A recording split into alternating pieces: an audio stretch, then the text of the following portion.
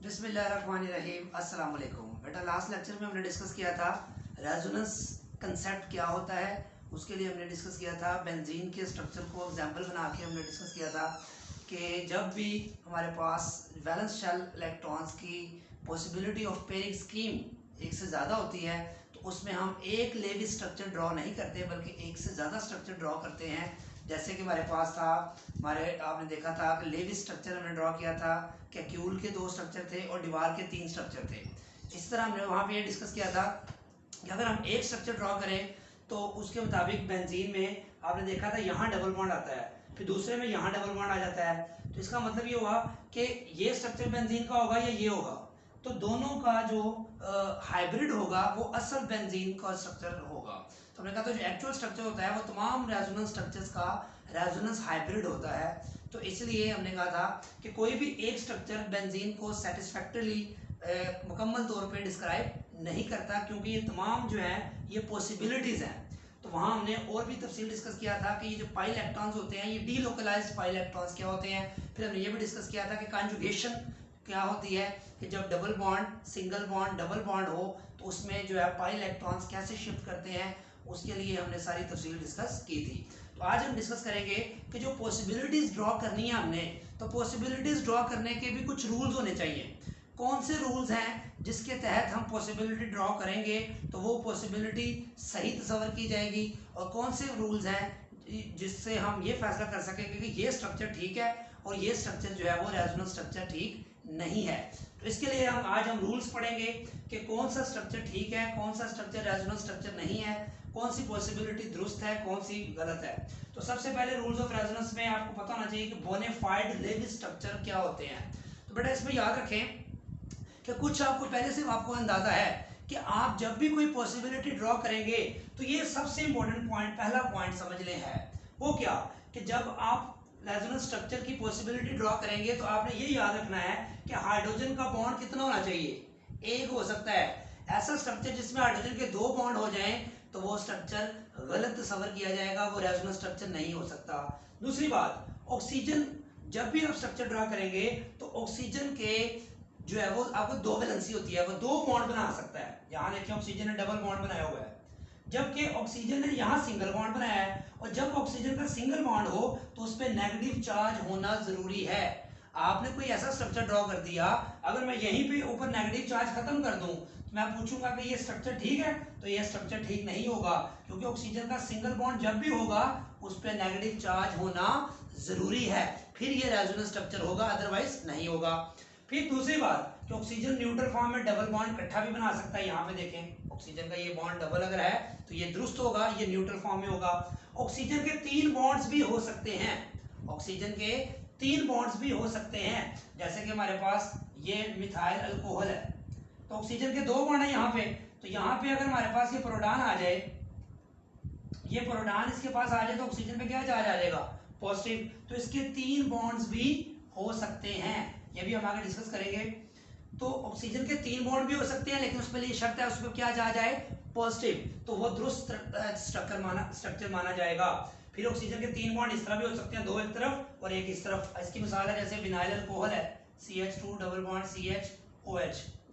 अब यहाँ पे हमारे पास क्या है कि जो ऑक्सीजन है इसके पास लोन पेयर है, तो ये लोन पेयर यहाँ पे इधर शिफ्ट हो तो ये डबल बॉन्ड हो जाएगा, ये पाई बॉन्ड फिर आगे शिफ्ट करना पड़ेगा, तो ये बन जाएगा CH2 negative CH double bond OH positive. यहाँ पे ये देखें ऑक्सीजन पे डबल बॉन्ड एक तरफ है, दूसरी तरफ सिंगल बॉन्ड है, तो ऑक्सीजन पे क्या चार्ज है, पॉजिटिव। तो ये रेजोनेंस स्ट्रक्चर भी करेक्ट होगा, क्योंकि ऑक्सीजन की 3 बॉन्ड के साथ पॉजिटिव चार्ज हो तो ये स्ट्रक्चर रेजोनेंस स्ट्रक्चर तस्वर किया जाएगा।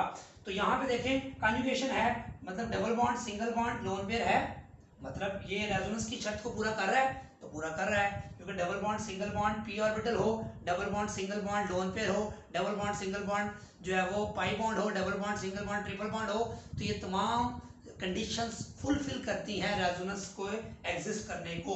तो ये स्ट्रक्चर भी ऑक्सीजन के 3 बॉन्ड वाला ठीक तस्वर किया जाएगा।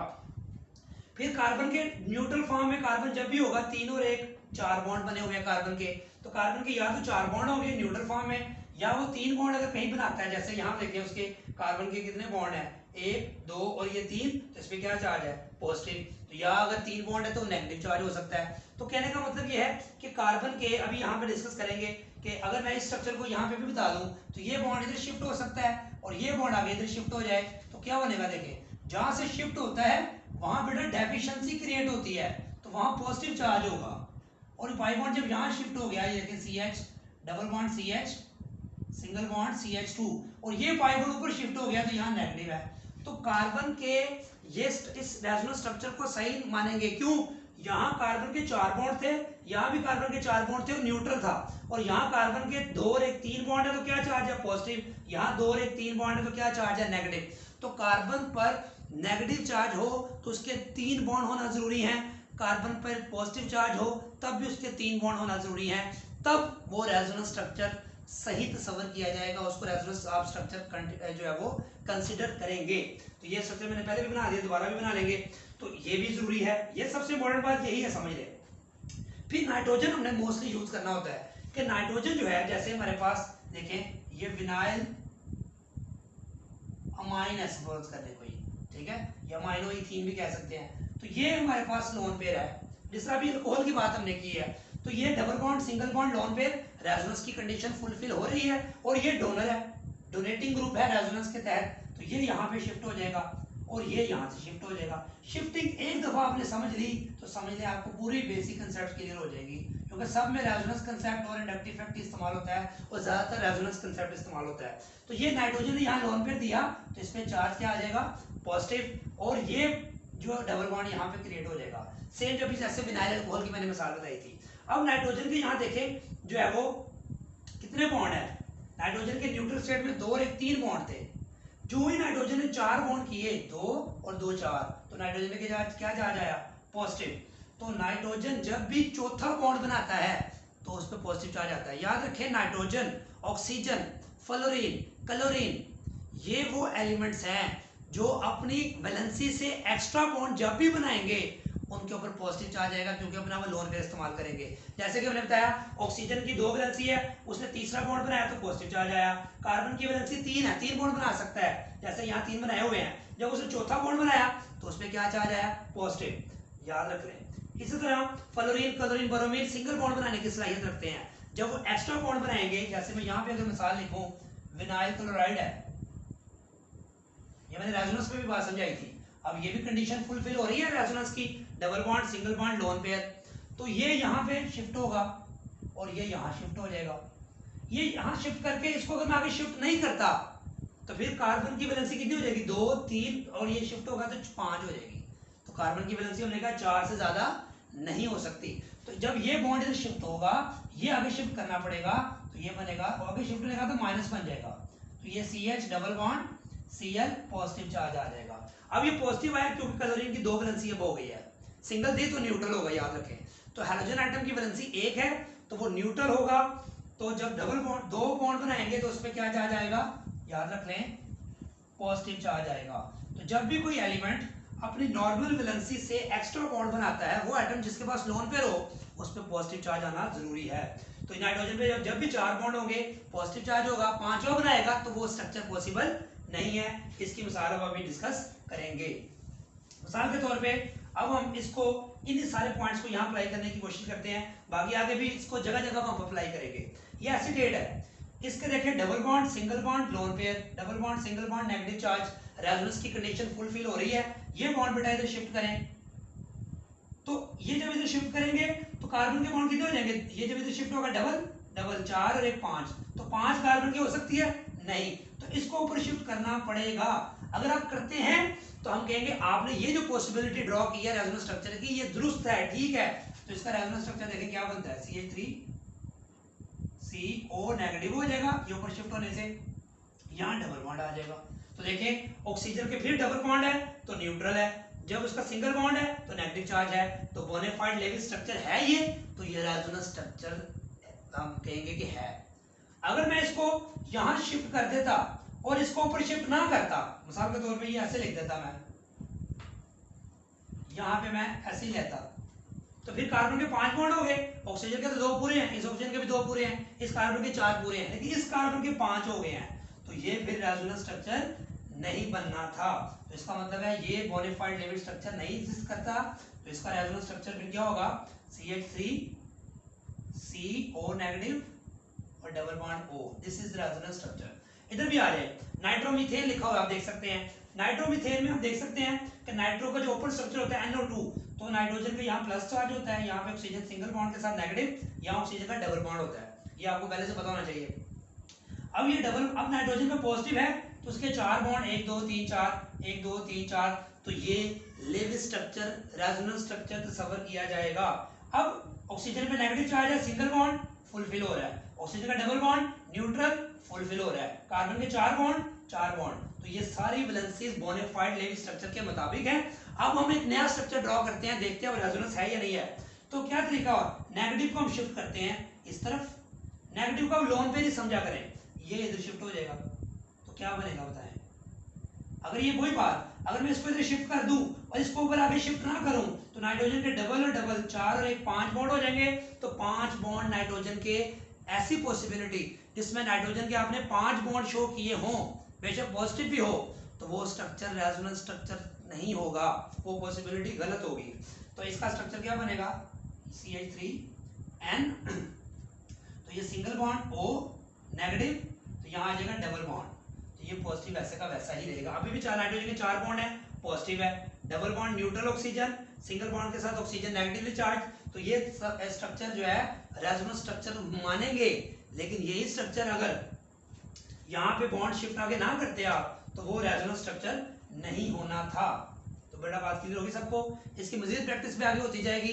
आपने इस बात का ख्याल रखना है कि जब भी नाइट्रोजन ऑक्सीजन ही नॉर्मली हम ज़्यादा देखते हैं, वेरिएशन आती है इसमें, नाइट्रोजन ऑक्सीजन की 2 की कैपेसिटी है, जब तीसरा बनाएगा तो पॉजिटिव लोन पे जब भी इस्तेमाल करेगा, सिंगल बनाएगा तो नेगेटिव होगा। नाइट्रोजन की 3 की कैपेसिटी है, 3 बनाएगा न्यूट्रल, चौथा बनाएगा तो पॉजिटिव, अगर 2 बनाएगा तो नेगेटिव, वैलेंसी से कम बनाएगा तो नेगेटिव, वैलेंसी से ज़्यादा बनाएगा तो पॉजिटिव। तो ये मैं बता रहा हूँ जिनके पास लोन पेयर होते हैं।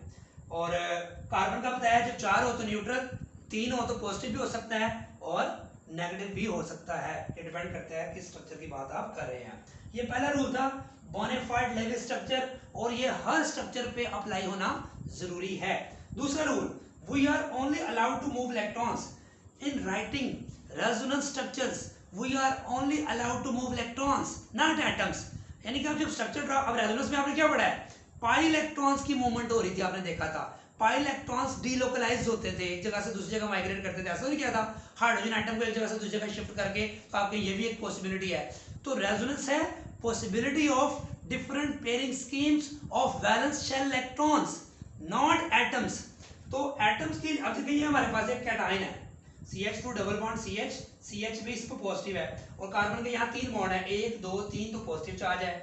अब ये double bond single positive charge, double bond single p orbital, तो रेजोनेंस की कंडीशन फुलफिल हो रही है, तो ये बॉन्ड आप इधर शिफ्ट कर दें, तो पीछे ये इसकी डेफिशिएंसी पूरी हो जाएगी, तो पॉजिटिव चार्ज खत्म हो जाएगा इसका, CH3 CH यहाँ डबल आ जाएगा, और ये CH, और यहाँ सिंगल रह जाएगा, और ऊपर चार्ज क्या आएगा, पॉजिटिव। देखिए इस स्ट्रक्चर में मैंने क्या किया है, इस पाई बॉन्ड को जो शिफ्ट किया तो पीछे डेफिशिएंसी आ गई पॉजिटिव, और इधर एक एक्स्ट्रा हो गया तो वहां नेगेटिव आ गया। यहाँ ऐसा क्या था, इधर ऑलरेडी पॉजिटिव था, जब इधर से पाई बॉन्ड इधर शिफ्ट हुआ तो उस पॉजिटिव चार्ज की डेफिशिएंसी खत्म हो गई और उसके 4 बॉन्ड पूरे हो गए, 1 2 3 4, इससे इस पे कोई चार्ज नहीं आएगा। जबकि ये पाई बॉन्ड जब इधर शिफ्ट हुआ तो पीछे वाले जो कार्बन रह गए उसके 3 बॉन्ड रह गए, 2 और 1 3, 2 और 1 3, तो जिस भी तरफ से जाएगा उस तरफ पीछे क्या रह जाएगा, पॉजिटिव चार्ज यहाँ भी आया और यही पॉजिटिव चार्ज यहाँ भी आया। तो ये रेजोनेंस स्ट्रक्चर होगा क्योंकि इसमें बोनाफाइड लेविस स्ट्रक्चर है, 2 और 1 3 बॉन्ड पॉजिटिव, बाकी में सारे में 4 बॉन्ड पूरे हैं, तो ये बोनाफाइड लेविस स्ट्रक्चर की कंडीशन को फुलफिल कर रहा है। लेकिन इस स्ट्रक्चर को अगर आप गौर से देखें तो क्या किया इसमें उसने क्या किया कि यहाँ से हाइड्रोजन को शिफ्ट कर दिया इसके पास, पाई बॉन्ड को नहीं शिफ्ट किया। तो आपको पता ही है कि रेजोनेंस में हम पाई बॉन्ड्स को ही, तो पाई इलेक्ट्रॉन्स की ही तो मूवमेंट करते हैं, पाई इलेक्ट्रॉन्स को ही डीलोकलाइज करते हैं। लेकिन यहाँ पे ये हाइड्रोजन यहाँ शिफ्ट कर दिया तो देखें ये CH3 था तो CH2 रह गया, और हाइड्रोजन ये CH2 पूरा हो गया, इसके 4 बॉन्ड पूरे हो गए तो पॉजिटिव खत्म हो गया, लेकिन इसका हाइड्रोजन कम होने से इस पे क्या चार्ज आ गया, पॉजिटिव। लेकिन ये स्ट्रक्चर रेजोनेंस स्ट्रक्चर तस्वर नहीं किया जाएगा, क्योंकि इसमें पाई इलेक्ट्रॉन्स को तो हमने मूव ही नहीं कराया, इसमें तो हमने एटम को मूव करवा दिया है। तो रेजोनेंस की क्या शर्त है कि आपने एटम्स को मूव नहीं करवाना, आपने वो पॉसिबिलिटी ड्रॉ करनी है वो जिसमें एटम्स को मूव ना करवाया जाए बल्कि पाई इलेक्ट्रॉन्स की शिफ्टिंग की जाए। क्लियर है? तो ये हमारे पास जो रूल सेकंड था आपने आसानी से समझ लिया। आगे थर्ड पॉइंट है हमारा same number of unpaired electrons. कहता है जब भी आप जो रेजोनेंस स्ट्रक्चर ड्रॉ करेंगे आपने इस बात का याद रखना है, ख्याल रखना है कि आप कि उस स्ट्रक्चर में अनपेड इलेक्ट्रॉन सेम हो।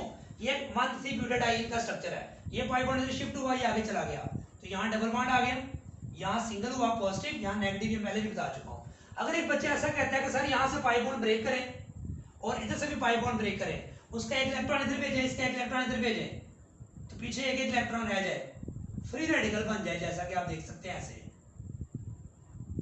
ये क्या मतलब कि यहाँ से पाई बॉन्ड होते 2 इलेक्ट्रॉन, यहाँ से बॉन्ड टूटा, एक इलेक्ट्रॉन इधर, एक इलेक्ट्रॉन इसी के पास, इसका पाई बॉन्ड टूटा, एक इलेक्ट्रॉन इधर, एक इलेक्ट्रॉन इधर, तो ये स्ट्रक्चर बनेगा।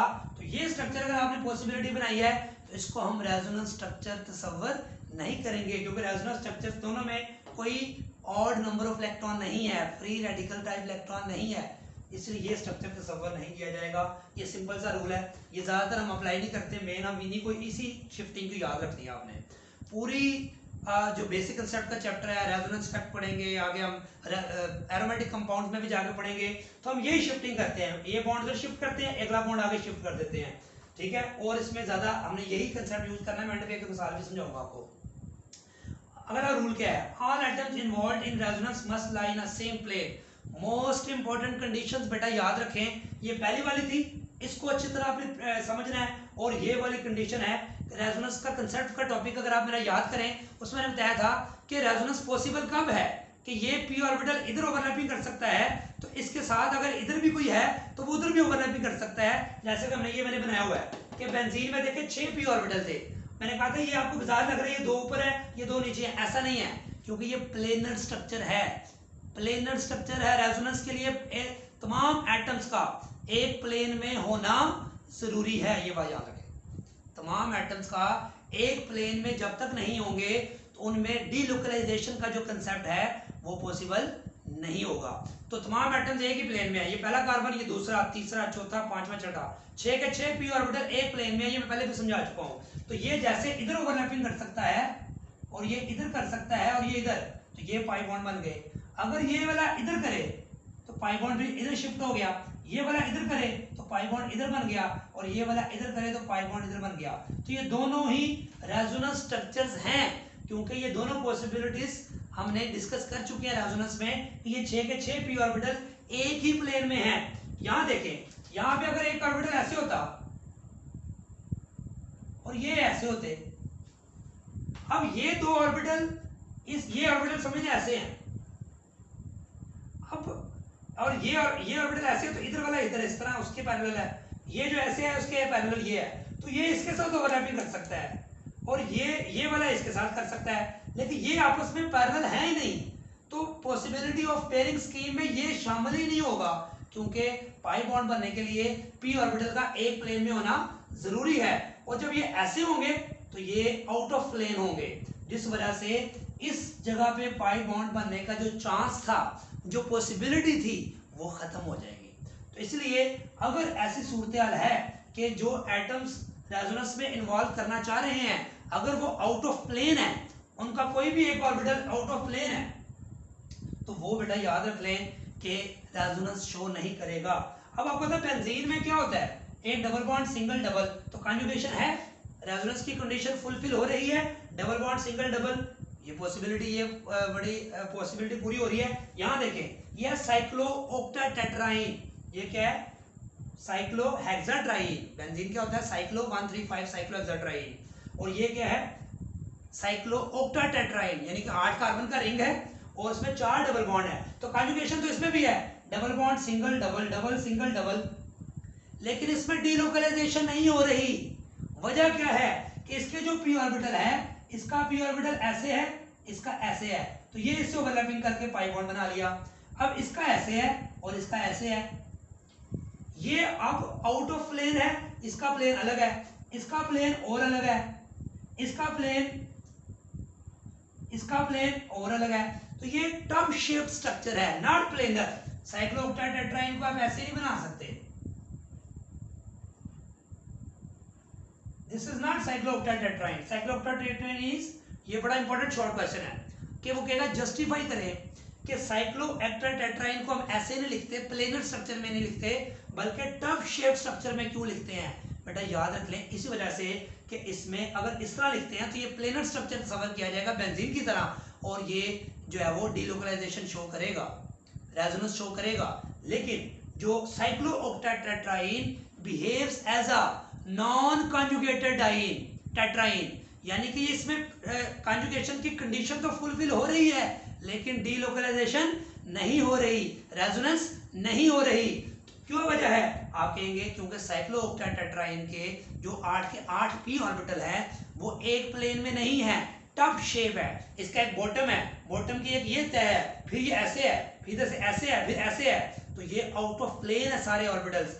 तो जहां बॉन्ड जिसका बन गया इसका इधर, अब ये वाला इसके साथ ओवरलैपिंग नहीं कर सकता क्योंकि एक इधर है और एक इधर है। बेंजीन में मैंने कहा था सारे पैरेलल है, 8 6 के 6। इसमें क्या है, एक इधर है, ठीक है, तो ये एक नीचे है, तो ये इसके साथ कर सकता है, या भी इसके साथ नहीं कर सकता। ये वाला इधर वाले के साथ कर सकता है, फिर ये इधर वाला कर सकता है।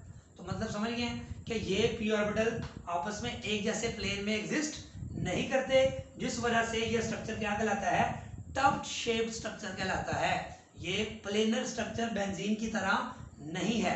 तो मोस्ट इंपॉर्टेंट शॉर्ट क्वेश्चन आता है, साइक्लोऑक्टाटेट्राइन के टब शेप स्ट्रक्चर को जस्टिफाई करें, या ये शो करें कि साइक्लोऑक्टाटेट्राइन में कॉन्जुगेशन तो है लेकिन ये रेजोनेंस शो नहीं करता, ये डीलोकलाइजेशन शो नहीं करता, उसको जस्टिफाई करें। तो आप कहेंगे कि रूल्स ऑफ रेजोनेंस में हमने पढ़ा है, all atoms involved in resonance must lie in a same plane. चूंकि साइक्लोऑक्टाटेट्राइन का स्ट्रक्चर टब शेप है, इस वजह से इसके तमाम पी ऑर्बिटल एक प्लेन में नहीं है। एक प्लेन में ना होने की वजह से ये जो है रेजोनेंस शो नहीं करता, डीलोकलाइजेशन शो नहीं करता। बेशक इसमें pi electron single bond alternate pi bond exist करता है।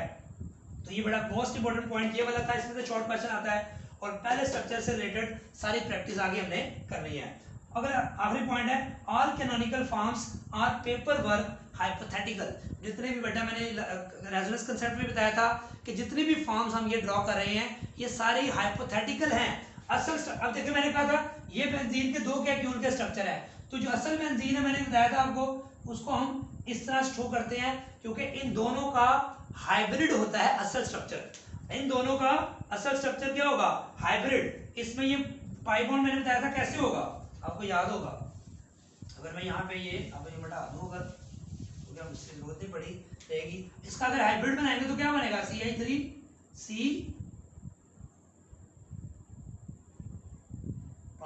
ऑक्सीजन पार्शियल नेगेटिव इधर पार्शियल नेगेटिव, क्योंकि नेगेटिव इधर भी है इधर भी है तो पार्शियल दोनों तरफ शो कर देंगे।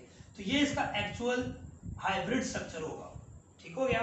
सेम इस तरह यहाँ पे पाई बॉन्ड इधर भी है और पाई बॉन्ड इधर भी है, तो हमने इसको सर्कल शो कर दिया था कि ये डीलोकलाइज्ड फॉर्म में ये इसका एक्चुअल स्ट्रक्चर होगा और ये इसका हाइपोथेटिकल पेपर वर्क है। जस्ट जो है वो हमने पॉसिबिलिटीज को ड्रॉ किया है। सेम इसका जब भी हम रेजोनेंस स्ट्रक्चर ड्रॉ करते हैं तो हम क्या करते हैं, उनके तमाम पॉसिबिलिटीज को ड्रॉ करते हैं और फिर कोई पॉसिबिलिटी ठीक होती है और कोई पॉसिबिलिटी हम जो है वो कहते हैं कि ये अगर रूल्स और रेजोनेंस के मुताबिक है तो ठीक है, अदरवाइज ठीक नहीं है। एक बात ये बता रहे हैं जो कि बार बार यूज होती है, double bond CH CH2 double bond CH CH2 double bond CH ये मोस्ट प्रोबेबल मोमेंट शिफ्टिंग याद रख लेनी है आपने। इसके पास भी लोन पेयर है, इसके पास भी लोन पेयर है, इसके पास भी लोन पेयर है, vinyl chloride, vinyl alcohol, vinyl amine. अब ये डोनर है, लोन पेयर हमेशा जिसके पास होगा वो डोनेशन करेगा।